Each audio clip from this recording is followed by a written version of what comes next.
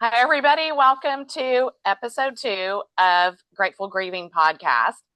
Katherine and I are here again to talk about life, death, grief, laughter, more life, funny stories, whatever we talk about. We have no script and we're just having a conversation. So join us and please follow our YouTube channel and our Instagram, Grateful Grieving, on both platforms. So, hey, Katherine, how are you? Hey, I'm doing well. I like that you're keeping us on task because I'm the ADHD disaster. And since it's right before the holidays now, I'm even more of a disaster. So I have lists everywhere. You keeping us on task and me not squirreling will be important today. Sounds good. So, we are recording this the day before Thanksgiving in 2025. And this is now my fourth, is that right? Yeah. I think my Because fourth holiday season without Henry. Henry died on Christmas, so we had Thanksgiving and Christmas with him, and then we lost him on Christmas. So I think that the holidays bring up a lot of grief for everybody, even if you haven't had a like significant loss, as they say, like the loss of a partner or the loss of a child. I think the holidays bring up a lot of grief anyway, from the things that you wish you would have done differently, for the loss of maybe a year where you didn't feel productive. I've sometimes had that. Loss of parents and grandparents and family members and people who aren't here that you wish were here. And it's a stressful time. I was going to say the stress, you're grieving, you have memories, and it's stressful trying to get everything done. And depending on what your role is in that, um, like if you're the person that's doing all the cooking or most of the cooking and you're a little stressed, it that can bring up some kind of hit you hard. Yeah, I don't have that experience since I don't cook. I have a whole list. Um, the kids are helping, so we have to brine turkeys today and prep sweet potatoes, mashed potatoes. I'll make the green bean casserole and cook it tomorrow. We'll cook everything, some of it tonight, most of it tomorrow, but I'll prep. I'm making a charcuterie board. We'll have cut vegetables with Amanda Ranch, um, Yeah, pies. I'm headed over to my friend Shannon's house, and I've been assigned to bring gluten-free crackers and jams for the charcuterie. So I don't even have to cut up the charcuterie stuff or You know, purchase it. I'm so blessed in my life. I have so many people. I can cook just fine. Um, but when after Daniel died, um, and that was July of 23, one of my friends who has the hockey team down here, he said, "We have this kid, he needs some special attention, and I think Catherine would be the right person for him." And his mother, who's a very dear friend of mine, said, "That's crazy. Her husband just died. You can't do that." And he said, "I think it's a good idea." Now, I don't know that he was thinking of me. I think he was like, we have something we need to do. And anyway, I agreed. In my head, I thought, this will give me a tiny bit of a distraction. And this kid moved into my house, and the minute I looked at him, I knew he had been sent to me for a reason. And that was now 4 years ago. And he and I truly, like, I had three other kids in the house that year, or two other kids in the house that year, and they were very, very important, all of them. But he and that kid and I really saved each other. Mm-hmm. He needed a home and some structure and some grace. I needed somebody to take care of in a not 100% of the time, but just enough of a distraction. Because going from taking care of Daniel for really 12 years, 10 years, and I mean our whole marriage really, but not having anybody to take care of after he passed away, there was a big void there for me. Plus, we Hmm. worked together, lived together, played together. So every thought I had was with him. And having to fill that emptiness with something that was meaningful really helped me. I think that is a super important point about grief because the audience doesn't necessarily know us, but we are both very independent kind of people. We're very Right. non-codependent. We're not worriers. We're not Wait, I the am. kind of moms that just want to take care of everybody and make everybody okay. But we also both had that same reaction after losing our people. Henry was my project for 23, almost 24 years because my pregnancy was so rough too. And he died at the age of 22, but he was almost 23. And so there was always something for me to do with Henry. He brought novelty to my life. Um, and all kids do, but he did in his special way because he had so many needs. And it was something that I was doing and taking care of. And then, also when I was married, I was taking care of my husband in some odd ways around emotional issues and things like that. And when after Henry died, and then I subsequently got divorced, and then Sam also went off to college all at the same time, it became just me. And when Right. I first started dating, the man I was dating was like, I think you need to get a dog. You miss your dogs, you need to get a dog. And I said, you think I should get a dog so I have something to take care of that's not you? And he was like, yeah. It So I it's ended up getting interesting. Oliver Yeah. and to have something to take care of. And I think when we're so used to having some sort of family structure, and then a big piece of that is gone, or someone that needs us, I guess. I don't know Well, exactly how to phrase it. as women, we didn't really know that I had a nurturing side until Daniel got his cancer the first time in 2012. And and then we realized I am a nurturer, which I do in my own way. It's sometimes a little tough love nurturing, but we realized I did have that. So then you're right. We are nurturers and we need to take care of people. But Hmm. you and I think you said we're both nurturers that want you to take care of yourself, and we're going to help you take care of yourself, right? Yes, I don't want to exactly. help somebody that doesn't want to help themselves. Right, right. And I that's, don't do that. with Henry was such a good patient. I mean, he was just such a good kid in general, but he was a really good patient. He was good about being able to communicate what was wrong, what he needed, all of that kind of thing. And I feel that void, and I oddly feel that void more at the holidays, I think. Um, and Right. I feel at the holidays this year is much better for me. Um, but I feel at the holidays like I don't know quite what to do with myself. And where I want to go, or I kind of like don't feel quite like I fit into any place. And the first Christmas without Daniel, um, so that was my That would have been your second or second, third Christmas without Henry, I think. Maybe the second. I can't whatever. remember. It's complicated because of the day of his death. But anyway, that it was the first Christmas I was divorced. Yes. And so on Christmas Day, Catherine and I both left our towns and met in San Antonio and had a awesome time. That was such a healing experience for me. Wasn't that neat that we were able to do that? And the people that we met, we crashed some ladies playing Rummikub and then exchanged phone numbers with them, had such a great time. They were traveling. That I love that we did that. It was different.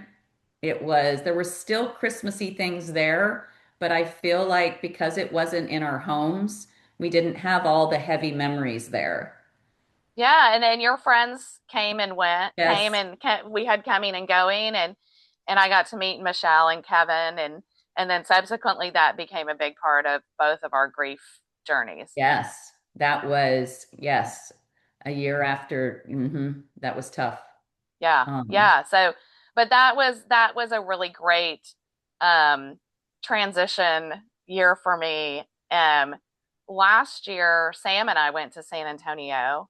I told him I would take him on a trip after Christmas. I try to get out of my house on Christmas because I don't want to wake up here on the anniversary of the day Henry died, right. or the day we found him. Um, and so I asked Sam, what do you want to do? We can go anywhere. We could go to Puerto Rico. We could go, to Mexico. We could go, wherever. And he said, I want to go to San Antonio and I want to go see brother. So this is when the Oh, crying might come in, Catherine. yeah. No, that's, hey.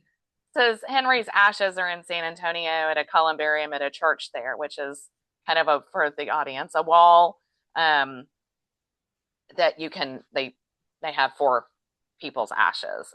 My dad is at the same church, so Sam said, I want to go to San Antonio and see brother. Well, and And that's a time that, the shooting complex has all those that Christmas display. You can, if you like oh, Christmas we didn't lights, even go to that. you can drive through that, the river walk, the just We being at stayed like on the uh, river. there's Sam La had just turned Cantera, 21. the He the had he JW. I love the JW out there. we stayed on the river that time on the river walk, and Sam had just turned 21. He was like 21 in 5 days or whatever, 6 days, whatever. Um, and so we it was the first time we got to go to bars together, and he got to order a drink. So we did that, and then the whatever that football, the one of the bowl games is in San Antonio. I can't remember, the Alamo Bowl. No idea. Anyway, Probably, I think, yes. and so they had that river parade with all the football players Oh, and the fun. bands and everything, and our we had a balcony over the river walk, so we were able to watch that from there. And we did go and see Henry's columbarium, and it was great. So this year, um, I don't have concrete plans, but Sam is house sitting for my friend Shannon, and if all else fails, I'm going to spend the night there. So, Okay. I think that's a good idea. I think it's a good idea to plan to distract, and how long does that go? Like I think the length of mhm. time of grief is different for every person. I think you always grieve, and you said this in the last podcast. We're always going to have that grief. I saw something or heard something, I believe it was Jay Shetty who said it, and he got it from somebody else, where you have a rock in your pocket and a stone of some sort, and it's heavy. And when grief first happens, it's really heavy, and that stone is really hard to carry. But as you go on, as you get stronger carrying that, the grief gets a little bit less, but it's still always going to be there. The stone might not be as heavy, but it's always with you. Absolutely. And I think I really want to go out of town for all of the Christmas season. I love Christmas. Henry loved Christmas. Um, but my mom is still alive and she's Yeah. here. And so I spend Christmas with her and Sam. I mean, Sam and I could go out of town, but my mom is 90 and it's travel is really hard for her. And I don't want to miss any Christmases with her. So, um, so So I've that's always made the interesting. decision to stay Yeah. here on Christmas Day and leave on Christmas. Yes. Yeah. Because this guy I'm dating now, his he wants to see his dad for Thanksgiving and probably Christmas too. Mm-hmm. So, I mean, we're dating, so we're not really at the holiday together time yet. But I think it's so important to be intentional in the times that you're spending with people. And it doesn't just have to be on the holidays. Make that intentional time, especially because the holiday traffic is so crazy. If you have to travel with the way things are right now, you get stuck in an airport, uh, you're just not going to, that's not going to be fun. But traveling whenever you can to see Yeah. the people you love. I agree. I agree. I think one thing I might have said this on the last podcast. I can't remember, but one of the things I'm so grateful about with Henry is that nothing went unsaid or undone. So we did so many things with Henry that we wanted to experience with him. And therefore, I have so many wonderful memories and I don't have regrets. And I I love think that you spending time with people is a huge part of that. I love that you say that because I wanted when Daniel was sick and in the last 7 months, it was really tough for him. And just going anywhere was hard, Mm-hmm. just out of the house. And we had a couple of business trips and I wanted to cancel them and just keep him kind of in a little protective bubble. And I know you did this with Henry. Like Daniel said, no, we're going. Mm-hmm. And I completely was stressed out, freaked out, worried. But I'm so glad that he insisted that we go to these things because we always had a good time. And I was more worried about protecting him. I think in his way, he was wanting to make sure he saw people to say goodbye in his own way. He wasn't saying goodbye, but he wanted to see people. Throughout Henry's entire life, because we really never knew how long he had, Right. um, I made a lot of hard decisions to let him actually live instead of possibly prolonging his life. He any virus could have taken him out at any time in his life, and a lot of parents in that situation choose to keep the child at home most of the time and really limit where they go and what they do. And with Henry, I didn't ever make that decision. I never, I decided that he needed to live a super full life. And if that meant his life was shorter, then that meant his life was shorter. But I wanted him to have that quality of life, not just the If, quantity. if you had protected him, I would not have met him when I think he was 13 or 14 years old when I first met him. And if Right. you had protected him, he wouldn't have been there. And I mean, he and I bonded immediately.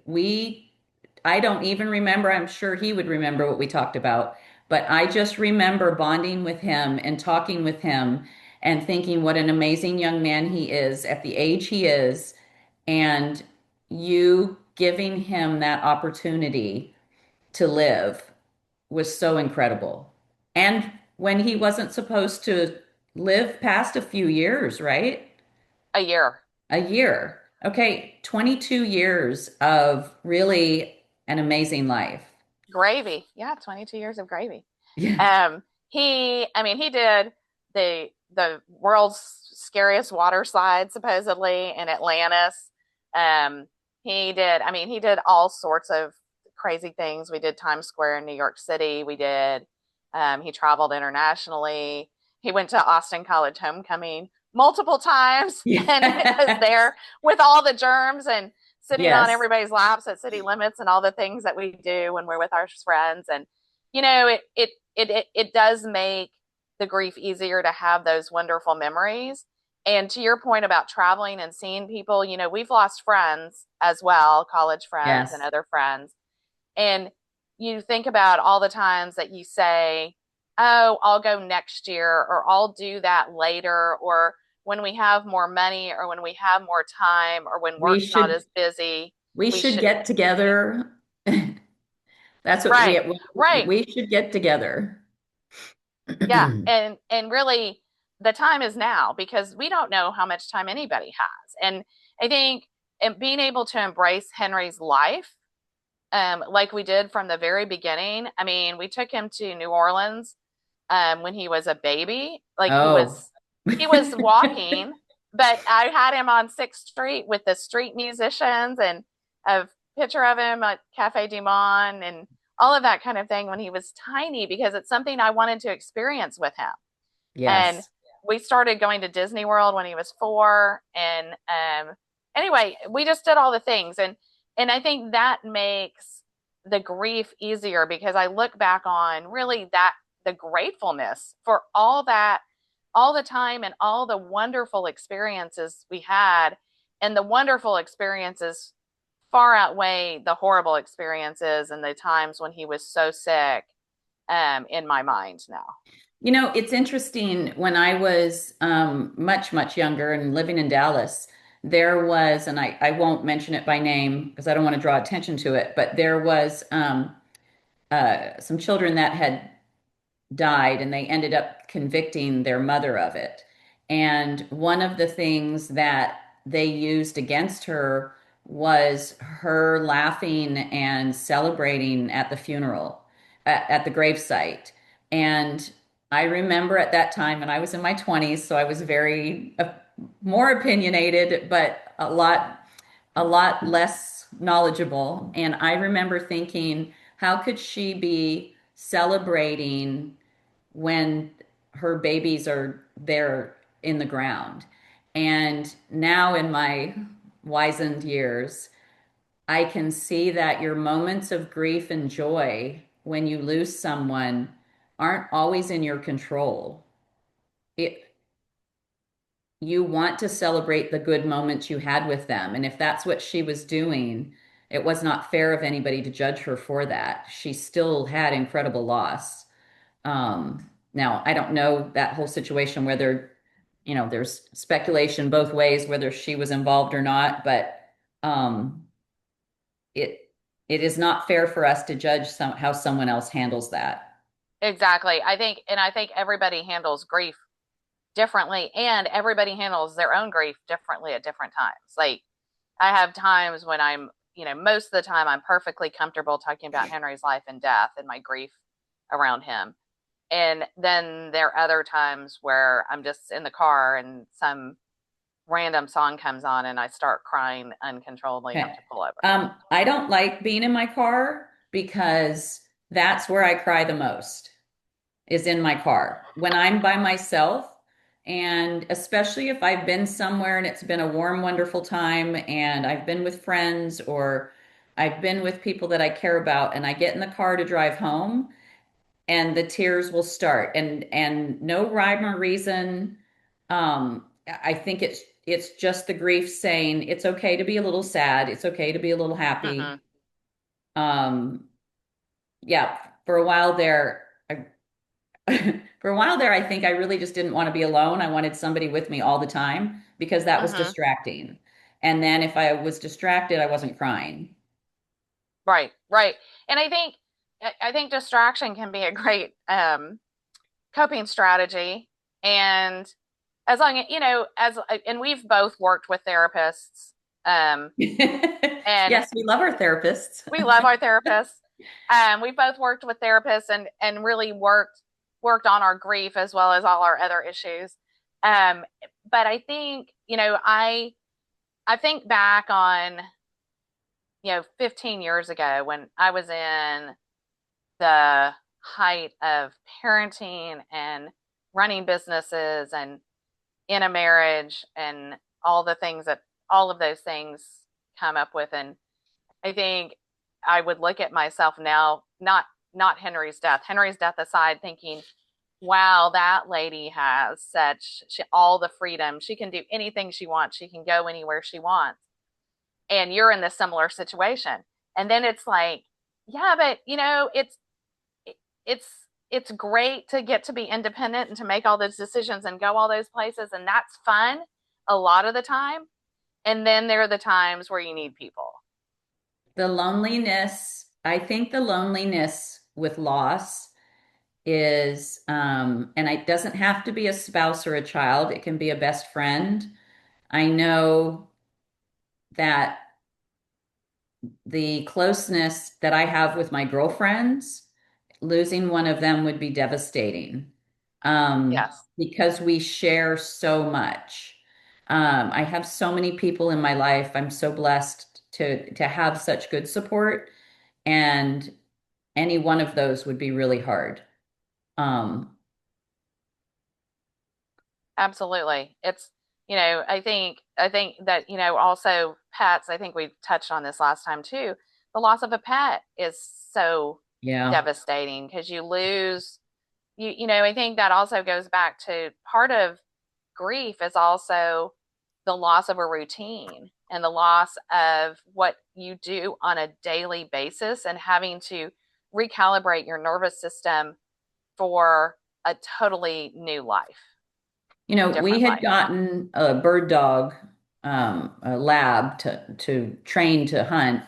Um, while Daniel was sick, he insisted on us getting this dog, and she was adorable. And I think 6 weeks after he died, and of course his death was terrible for me. Um, she got hit by a car or a truck 6 weeks after he died, and I absolutely lost my mind.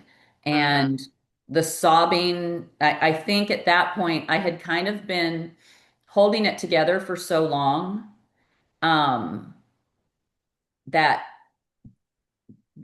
brought everything out. And I think I've never in my life sobbed uncontrollably for, I mean, it was at least an hour. I couldn't make myself stop. And it was probably everything coming out. Um, but then people were upset, but she was never really my dog. She was always his dog. I Uh-huh. mean, I took care of her, She but might have needed to go she with needed to him. go with him. Yeah. And then, of course, it opened the door for these other rascals to come in that I have now. Well, I know that one of the biggest things that caused me grief from my divorce was losing Henry's dog. My Yeah. ex-husband got Henry's dog in the divorce, and Oliver's now on my lap. There's Oliver. Hi, Oliver. I'm glad you're feeling better. Oliver had a little scare. Yes, Oliver's been sick. Um, and losing Scout um, what was really hard too, because Yeah, also Scout was a part of Henry. Scout was Henry's service dog, and they were together all the time. right. And losing him, even though he's still on the earth, but I don't have any access to him ever. I haven't, I don't ever see him. And that's really hard. It And is those, also, it Oliver, gives, speaking of this rascal, Oliver got really sick. He has seizures, epilepsy, which it's like, seriously, that's what Henry died of, for those who don't know. And that is such a trigger for me for him to have seizures. So he's on seizure meds now, and it's working, except he got tonsillitis and I guess the beginning of pneumonia, and got really, really sick and had a seizure. And oh my goodness, it it's completely scary. distracted me. Yes. Yeah. Yes. And Yeah. that's why he's so needy now. I, on the other But hand, he's feeling so much better. This morning he was barking at people and getting all his toys out, yeah. right? You were doing all of that. You're back to being crazy boy. So I, on the other hand, have a dog who's annoyed that all the people are in the house, and most of them are teenage boys. And so he's been peeing on things in the house. I'm about ready to give him away. yes. Um, I need to figure out a plan on that one. Anyway, I know we're at the Excellent. end here. I got to go get my hair done. Yes. I have Okay, gray. well, have fun having your hair done, and happy Thanksgiving if I don't talk to you before Happy that. Thanksgiving to And you. to all of our listeners, thank you so much for listening. Again, please Yes. subscribe to our channel and follow us on Instagram, Grateful Grieving in both places. Please Yes. share with your friends who are also Yes. having grief, as we all do, and have a great holiday season whenever you watch this. And Katherine, I think we need to record again next week. I think so. I'm ready. Okay. Bye to the All audience. right. Thanks for Good night joining or us. good day. Sorry, good day.